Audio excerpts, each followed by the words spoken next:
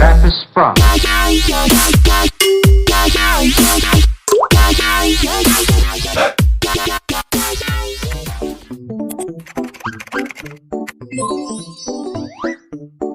First and foremost, the academic journal that we have chosen is very related to the topic of urban poverty, with the title of The Resistance of the Urban Poor in Selangor, Malaysia, to get out of the shackles of poverty, written by MAYAN and NURUL 2020.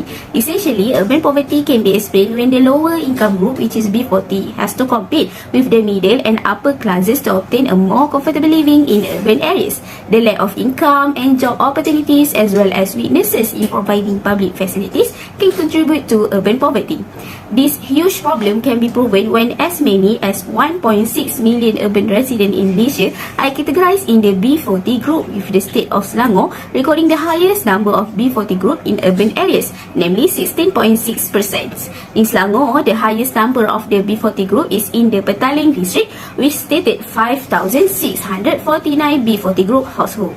Lastly, urban poverty results in stunted growth in children, lack of nutritious food, and a lower percentage of preschool registration.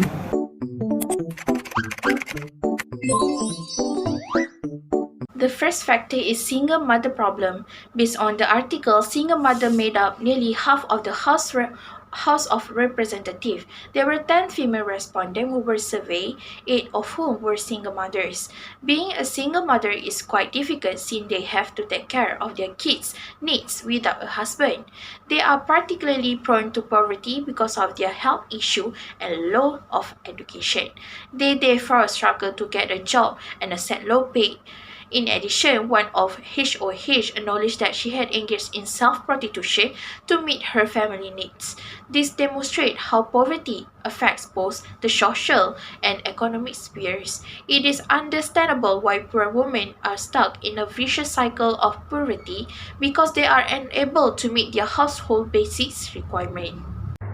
According to a journal article, it further stated that lack of skills and education is one of the factors that lead to urban poverty, which subsequently affected their education. Based on demographic information, none of the head of household had the opportunity to further their education to higher levels such as college and university. They had to fight for jobs in highly populated urban areas despite lacking the necessary skills and education. However, according to AIDA 2003, there are not many jobs in urban areas and there's a lot of competition to earn decent income. This is shown by looking at the demographic information of the respondent, which showed that only 4 of the 20 head of household interviewed have full-time job while others have contract jobs. According to the respondents, they also compete with immigrants for informal jobs like fishermen, truck driver, and others, which resulted this group being under pressure to raise their standard of living. Next, according to the article written by MAYAN and NURUL 2020, health problems also contribute to the increased rate of poverty.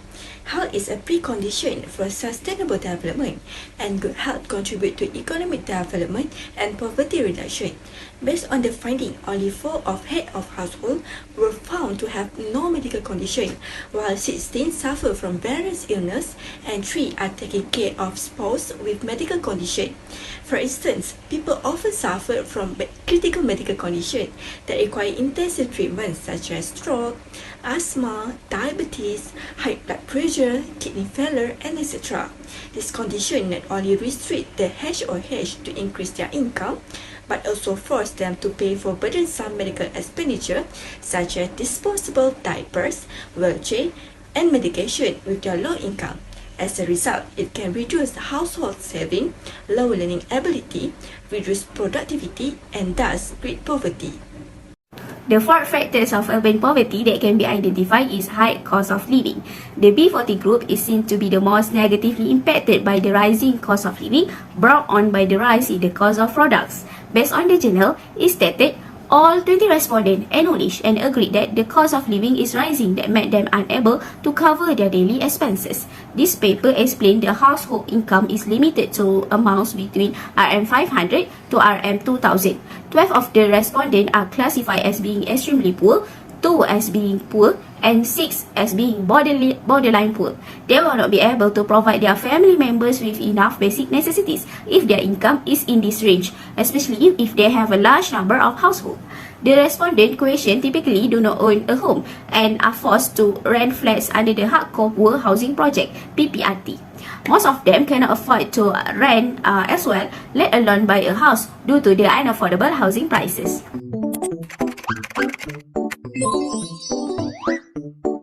Next, we move to conceptualism. One of the theory that we study in Chapter 1 of the ADS605 Urban Sociology course can be linked to this problem of urban poverty. According to Ferdinand Toni's theories, it falls under Giselle-Schaff theory because it refers to the urban population. The elements that build urban community in Giselle-Schaff are logical self-interest and cold-blooded behavior. In modern culture, interpersonal relationships are more rationally built for purpose of efficiency or for other political and economic consideration. To put it simply, urban communities are selfish and do not form strong social bonds with one another. They only think about how they can benefit themselves. As a result, there are not many people willing to help vulnerable people such as single mothers to get out from the poverty.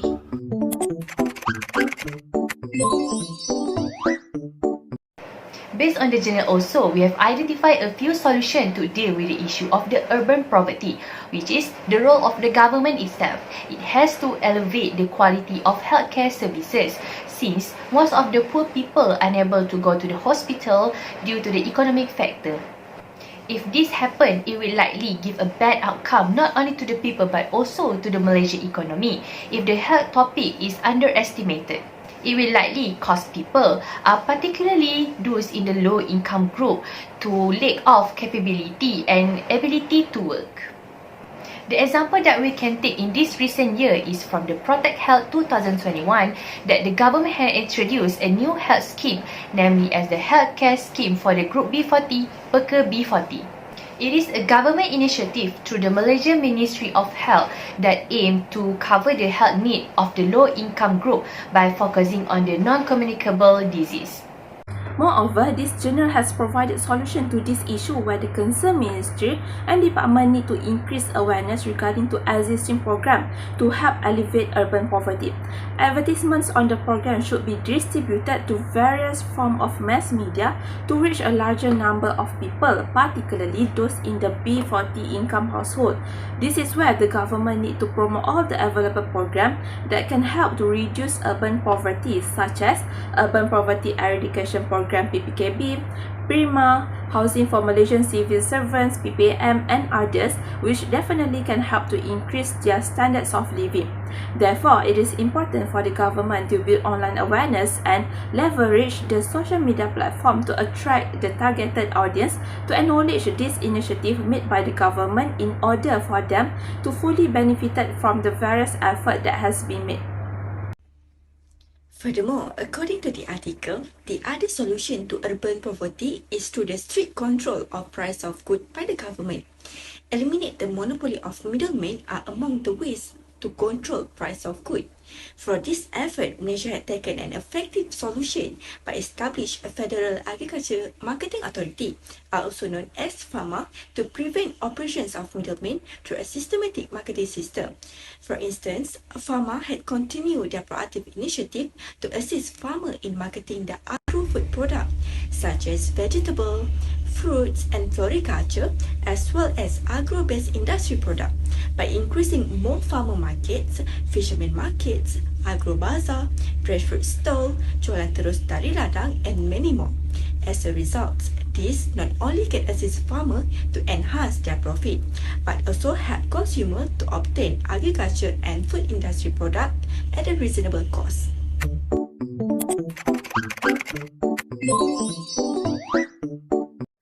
In the nutshell, since the political independence in 1957 up until today, the Malaysian government has undertaken countless poverty alleviation strategy to combat the poverty. One of the urban sociology theory, Giselle-Schaff, from the Ferdinand Toni's, which focus on the urban lifestyle in the accordance with the current circumstances, has been used to be supported in this discussion. A few issues has been contributed to the urban poverty has been identified, including the single mother problem, a lack of skill and education, health issue, and also the last one is high cost of living. In order to solve this problem, the government should improve the quality of the healthcare services, raise the awareness about the existing program, and lastly, control the price of goods. Therefore, a continuous solution that is both practical and suitable for the situation and the need of the B40 group, so they could elevate their income level and liberate themselves from the shackle of the poverty.